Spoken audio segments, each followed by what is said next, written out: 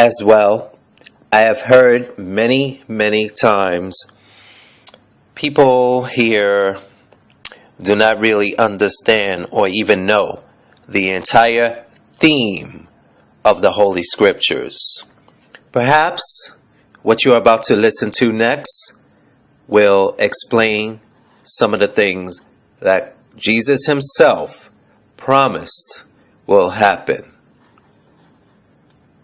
Jesus, of course, knew that the relief he offered then was only temporary. He realized that sooner or later, all whom he healed would get sick again, and all whom he resurrected would die again. However, Jesus also knew that God's kingdom would bring a permanent end to such problems. That is why Jesus did not just perform miracles. He also zealously declared the good news of the kingdom. Matthew 9:35. His miracles demonstrated on a small scale what God's kingdom will soon do earthwide. Consider what the Bible promises regarding that time. No more health problems. At that time, the eyes of the blind will be opened, and the ears of the deaf will be unstopped.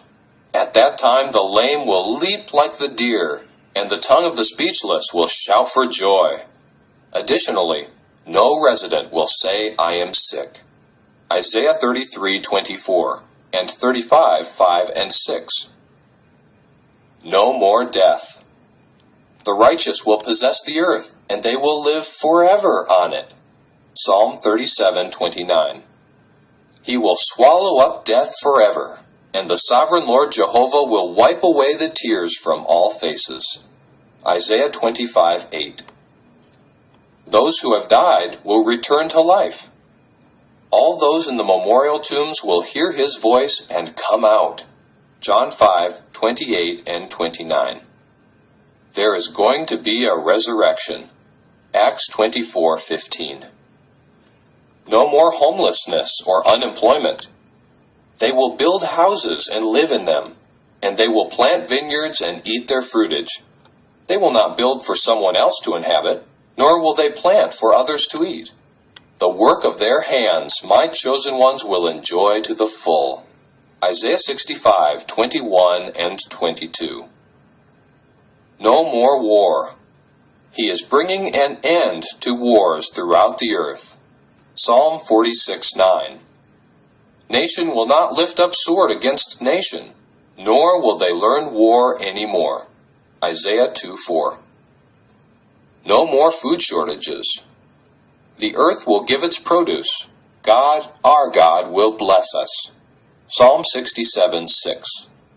There will be an abundance of grain on the earth. On the top of the mountains it will overflow. Psalm 72:16. No more poverty. The poor will not always be forgotten. Psalm 9:18.